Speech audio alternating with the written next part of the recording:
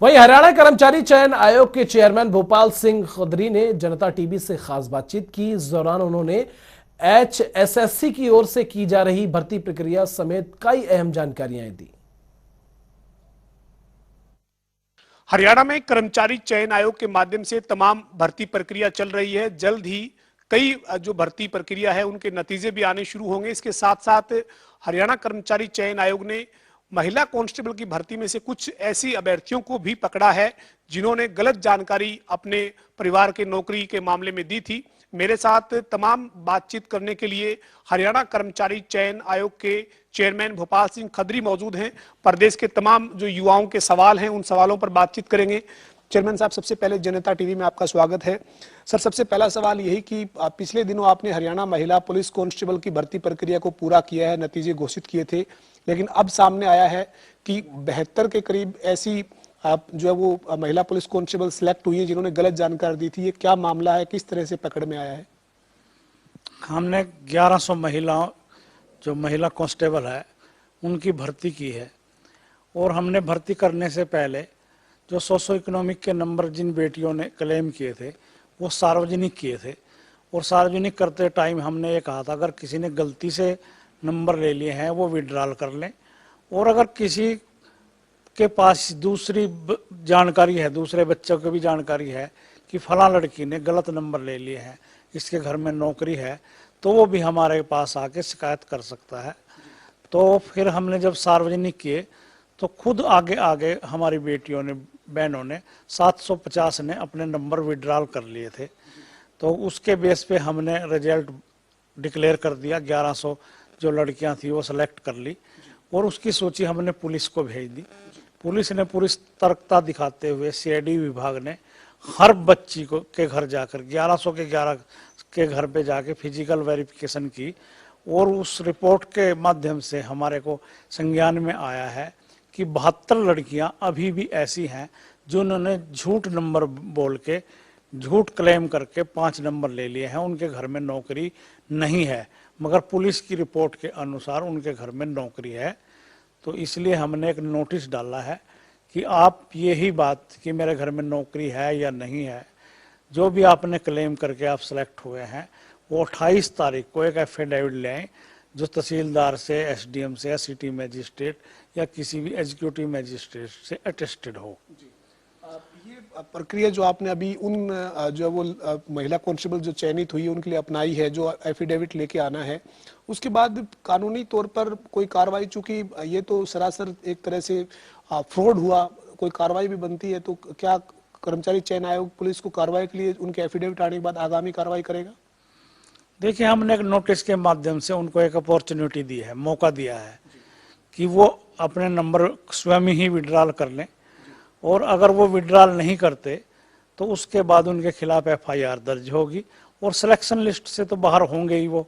तो हम उनको एक मौका देना चाहते हैं मानवता के आधार पर। हम नहीं चाहते किसी बच्चे का भविष्य खराब हो हरियाणा में, तो हमने एक मौका दिया है। और मेरी आपके माध्यम से उन सब से प्रार्थना है कि अगर आपने किसी वजह से झूठ बोल के लिए हैं या जाने अनजाने में लिए हैं या ये सोच के लिए हैं कि मैं तो विवाहित हूँ, मेरे ससुराल में कोई नौकरी में नहीं है, ये नियम पहली नौकरियों पहला लागू है, उसमें जो है पेरेंटल, उसमें अगर किसी के माता पिता, भाई या वो स्वयं या उसकी संतान नौकरी में है, उन पे ये लागू होगा। अगर किसी ने जाने अनजाने में भी क्लेम किया था तो उसको प्लीज विड्रॉल कर ले। सर, फिर ये अगर बेहतर जो है महिला चयनित कांस्टेबल, उनका जब जवाब एफिडेविट आता है, क्या कोई गलती से किसी भी तरह से अगर रहा होगा, तो फिर ये जो 1100 की भर्ती में से जो खाली पद अगर बनते हैं, तो क्या फिर आप कोई वेटिंग या कोई दूसरी लिस्ट उस भर्ती प्रक्रिया में से निकालेंगे या फिर ये पद अगली किसी भर्ती में एडजस्ट किए जाएंगे? नहीं, हमने पुलिस को, DGP साहब को वेटिंग के समेत जो है लिस्ट दी हुई है।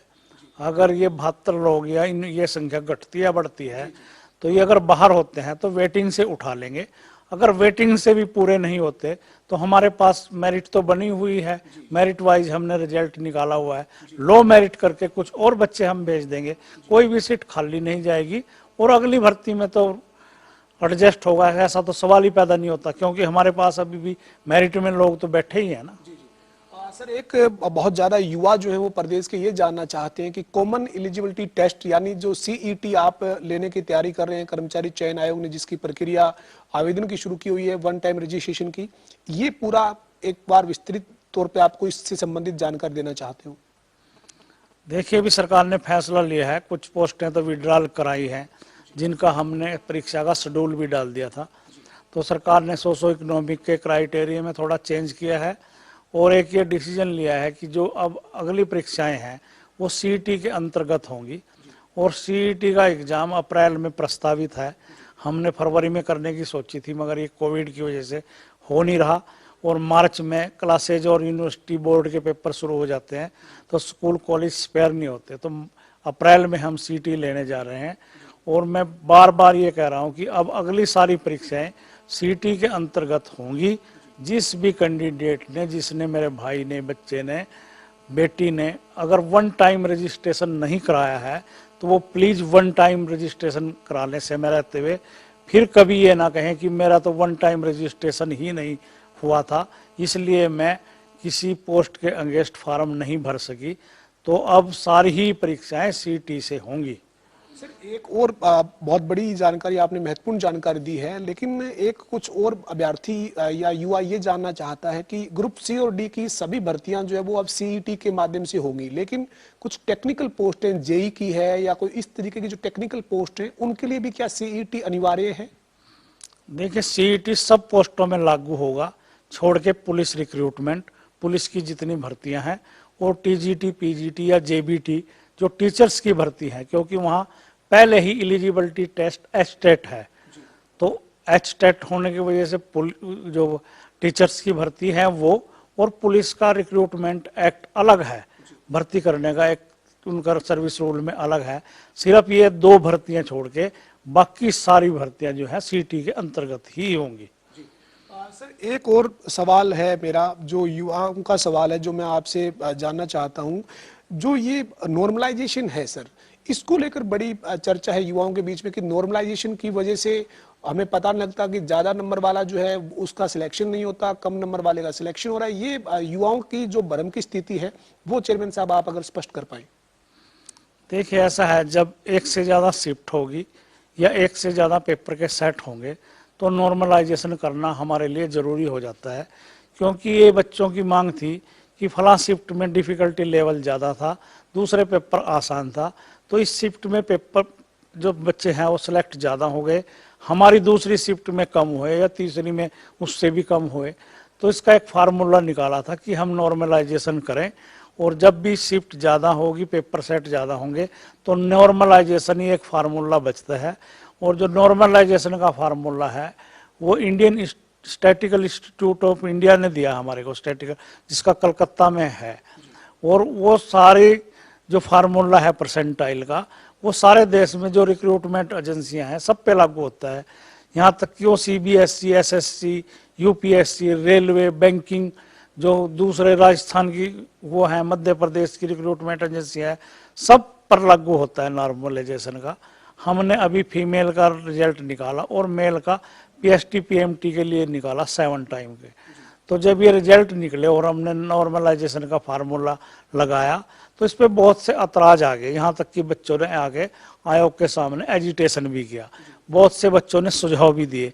हमने सारे सुझाव एक्सपर्ट की सलाह लेके फिर 3 सदस्यीय कमेटी एक स्टैटिकल इंस्टीट्यूट को भेजी और उनके अधिकारियों से उनकी बात हुई तो उन्होंने कहा जो फार्मूला हमने दिया है ये सारी दुनिया में लागू होता है, आपकी एजेंसी कोई रिक्रूटमेंट एजेंसी पे हम कोई दूसरा फार्मूला लागू नहीं कर सकते। और इसी दौरान ये फार्मूला हाई कोर्ट में भी चैलेंज हो गया। हाई कोर्ट ने भी मान्यता दी कि जिन्होंने जिस फार्मूले से निकाला है रिजल्ट वो ही सही है। ये बात जरूर है कि इस फार्मूले के हिसाब से 1-2 नंबर का फर्क पड़ जाता है, ज़्यादा नंबर वाला बाहर हो सकता है, थोड़े उससे 1-2 नंबर वाला वो इन हो सकता है। उसमें फार्मूला ये होता है कि हर शिफ्ट के हमने बराबर बराबर बच्चे उठाने पड़ते हैं कि कोई ये ना कहे कि इस शिफ्ट का पेपर डिफिकल्ट था, इस शिफ्ट का पेपर आसान था। तो सर ये जो सीईटी होगा हमारा, ये भी इसमें भी जो नंबरों का जो आधार होगा वो नॉर्मलाइजेशन आधार पर ही होगा? देखिए, अभी हमने जो हमारे पेपर सेटर हैं, एग्जामिनर हैं, उनसे हमने मीटिंग की है कि हम ये नॉर्मलाइजेशन के झंझट से निकलना चाहते हैं। हरियाणा में इस पे बहुत बड़ा ऐतराज है। तो आप जो भी पेपर सेट करें, 6 शिफ्ट हो, 5 हो, 3 हो, 4 हो, जो सीईटी का पेपर हो, उसका डिफिकल्टी लेवल 1 हो, और हमारे एक मॉडरेशन टीम उसको चेक करें कि सारी शिफ्टों के जो डिफिकल्टी लेवल है वो लगभग एक जैसा है। 2-4 क्वेश्चनों का फर्क इधर उधर हो सकता है। तो हम प्रयास कर रहे हैं कि अगर सारे पेपर्स का डिफिकल्टी लेवल 1 होगा तो हम नॉर्मलाइजेशन नहीं करेंगे। अगर पेपर का जो पेपर है शिफ्ट वाइज या सेट वाइज है उसका डिफिकल्टी लेवल 1 जैसा नहीं है तो नॉर्मलाइजेशन करना हमारी मजबूरी हो जाती है। जी सर, अभी जो भर्ती चल रही है हरियाणा मेल कांस्टेबल की, इसकी प्रक्रिया जो है पीएसटी की वो कब तक पूरी हो रही है? और दूसरा वीएलडीए है या फिर स्टाफ नर्स है या तमाम जो भर्तियां जिनके रिजल्ट का युवाओं को इंतजार है, क्या कोई मोटा मोटा एक आंकलन की रिजल्ट जो है वो कब तक, जनवरी के महीने में, फरवरी तक, कब तक उनको उम्मीद करें कि वो रिजल्ट उनको मिलेंगे?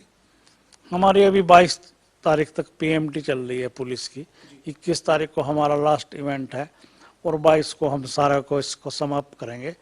उसके बाद हम जो जिनकी हमने डॉक्यूमेंट वेरिफिकेशन किए हैं, जिन पोस्टों का भी आपने जिक्र किया है, उनका हम रिजल्ट देना शुरू करेंगे। मुख्यमंत्री जी और माननीय स्वास्थ्य मंत्री जी का ये आग्रह है और उन्होंने विधानसभा में भी ये बयान दिया है कि पैरामेडिकल स्टाफ जो है उसकी भर्ती हम पहले करें, क्योंकि ये कोरोना का इवेंट भी चरम सीमा पर है। तो staff nurse, MPHW, lab attendant, assistant lab attendant, ultrasound man, radiographer, dental hygienic, कुछ हमारे पास ये पोस्टें हैं ऐसी जो पैरामेडिकल स्टाफ में आती हैं। तो हमारी प्रेफरेंस होगी कि हम ये रिजल्ट पहले देने शुरू करें, क्योंकि हमने सारी प्रक्रिया तो इनकी पूरी की ही हुई है। बड़े बड़े माफियाओं को पकड़ा गया है पिछले 7 साल के कार्यकाल में। अगर देखा जाए तो कर्मचारी चयन आयोग हो या हरियाणा लोक सेवा आयोग हो, इनके अंदर भर्तियों में सेंधमारी करने वाले बड़े बड़े गिरोह पर हाथ जो है वो डाला गया है। इसमें कर्मचारी चयन आयोग का बड़ा रोल है। कर्मचारी चयन आयोग ने जो जो शिकायतें थी उनको पुलिस तक पहुंचाया। पुलिस और विजिलेंस ने मिलकर इस तरीके के जो है वो लोगों पर नकेल कसी है। जानकर ये भी है कि आप के लेवल पर कर्मचारी चयन आयोग को भी थ्रेट जो है वो धमकी दिए जाने की जानकारी, कि आपको धमकी दी गई इस तरीके के माफियाओं की तरफ से? हमारी पुलिस की जो पीएमटी और पीएसटी चली उसमें लगभग 125 लोग ऐसे हैं अभी तक जो इम्पर्सोनेशन या सीटर कहते हैं जिनको, वो पकड़े गए हैं कि दूसरे की जगह दूसरे ने परीक्षा दी है। और हमने बातचीत में जो लोग पकड़े गए हैं उनसे जब हमने बातचीत की तो हम हतप्रस्त रह गए कि ऐसे ऐसे इनोसेंट बच्चे दलालों के चक्कर में फंस गए हैं। उनको ये भी नहीं पता कि मेरा पेपर किसने दिया, कौन मेरी जगह दौड़ने के लिए आया था जो पकड़ा गया। तो ऐसा है कि उन बच्चों को तो कुछ पता ही नहीं। तो इसका मतलब यह है कि सारा काम दलालों के माध्यम से हो रहा है। तो मैं बच्चों को भी और उन दलालों को भी एक चेतावनी देना चाहता हूँ या प्रार्थना करना चाहता हूँ कि अब वो दिन लद गए हैं। टेक्नोलॉजी का युग है, किसी ना किसी स्टेज पे जाके वो जरूर पकड़े जाएंगे। और हमने तो एक स्टेप एक आगे भी उठा लिया है पवन जी, कि हम जाके जब उसकी ज्वाइनिंग होगी उस टाइम भी बायोमेट्रिक करेंगे, ताकि ज्वाइनिंग के टाइम तो कम से कम कैंडिडेट असली आएगा। तो एक बहुत बड़ा माफिया जो है इसमें पुलिस की सतर्कता से पकड़ा गया है और पकड़ा जा रहा है। जब उस माफिया का हमारे कर्मचारियों से बात होती है तो वो उनको बुरी तरह धमकाते भी हैं, पैसों का लालच भी देते हैं। ये भी कहते हैं 5-4 लाख रुपए दे के छोड़ दो, ये हमारे कुछ बच्चे हैं, वरना हम गोली भी मार सकते हैं।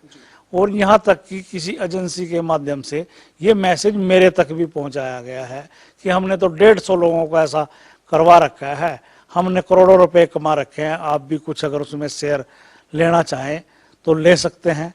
पर मैंने एक संकल्प लिया हुआ है मुख्यमंत्री जी की इच्छा शक्ति के हिसाब से कि मैं पूरी योग्यता से और मेरिट के आधार पर नौकरियां देने की कोशिश करेंगे हमारा आयोग। ना हम किसी लालच में आने वाले, ना किसी धमकी में हम आने वाले। और मैं सोचता हूँ ये धमकी देने वाले शायद हमारे मार्ग को विचलित करना चाहते हैं, हमारा ध्यान कहीं और डाइवर्ट करना चाहते हैं। तो मैं इस धमकियों में मेरे मेंबर्स या मेरा स्टाफ बिल्कुल भी आने वाला नहीं है। जी, मेरा अंतिम सवाल है, पिछली बार भी जब मेरी बात हुई आपसे तब भी मैंने कहा, अब एक बार आज बात हो रही है फिर, इसलिए मैं आपसे कहना चाहता हूं कि जो गलती से कोई युवा शिकार हो जाता है किसी माफिया का, या फिर किसी का ने कोई गलती से जानकारी दे दी, जैसे इस मामले में सामने आया कि अब अपने परिवार में नौकरी थी और फिर भी ये कह दिया नौकरी नहीं है, इस तरीके के कोई इनोसेंट अभ्यर्थी हैं या कोई जो किसी का शिकार हो जाते हैं ऐसे युवा हैं, उनसे हरियाणा कर्मचारी चयन आयोग के चेयरमैन भोपाल सिंह खदरी की क्या अपील है, क्या कहना चाहेंगे? मेरी उनसे सबसे यही अपील है कि कोई भी इफ एंड बट छोड़ के वो किसी के चंगुल में ना आए, ना अपनी धनराशि खराब करें जो उनके माता पिता ने कमाई है, उसको अपने को सुरक्षित रखें, क्योंकि अब वो दिन चले गए हैं। अब योग्यता के आधार पर नौकरियां मिलेंगी और किसी माफिया के, किसी नकल गिरोह के चक्कर में बिल्कुल भी ना आए, मेहनत करें इस उसमें। अगर वो मेहनत नहीं कर सकते तो कोई और बिजनेस अपना लें, कोई ज़रूरी नहीं है हरियाणा सरकार में नौकरी ही उनका एकमात्र लक्ष्य है। जब वो इतने पैसे खर्च रहे हैं नौकरी पाने के लिए, उस पैसे को कहीं और बिजनेस में लगा लें। और प्लीज़ वो योग्य व्यक्ति जिनका हक है, असल में जो मेहनत कर रहे हैं, योग्य हैं, उनको हरियाणा की नौकरियों में प्रवेश करने दें, ताकि हरियाणा में कर्मचारी भी अच्छी सुचिता वाले आए, ईमानदार लोग आए, योग्य व्यक्ति आए। अगर ऐसी मानसिकता के, जैसे मैंने कहा 125 लोग हरियाणा पुलिस में भर्ती हो जाते हैं, तो ऐसी मानसिकता के लोग अपनी सर्विस के दौरान क्या क्या काम करेंगे, इसका समाज और मीडिया सहज रूप से ही अंदाजा लगा सकता है। बहुत सुबह से बातचीत करने के लिए, समय देने के लिए। हमारे साथ हरियाणा कर्मचारी चयन आयोग के चेयरमैन भोपाल सिंह खदरी थे। प्रदेश के युवाओं से जुड़े हर मसले पे बात की है, खासतौर पर कहा है कि निष्पक्षता, पारदर्शिता ही आधार है हरियाणा में अब नौकरियों का। किसी भी तरीके से कोई नकल माफिया या कोई किसी तरह के गिरोह के शिकार ना हो, केवल योग्यता पर भरोसा करें और योग्यता के आधार पर यह हरियाणा में युवाओं को रोजगार मिलेगा। खदरी ने साफ कर दिया कि वो दिन अब लद गए हैं जब प्रदेश में किसी भी तरीके से गलत तरीके से नौकरियां दी जाती थी। अब ऐसा कुछ नहीं होगा, युवाओं को केवल और केवल जो रोजगार है वो मेरिट के आधार पर मिलेगा। वीडियो जर्नलिस्ट रवि के साथ पवन सिंह, जनता टीवी, चंडीगढ़।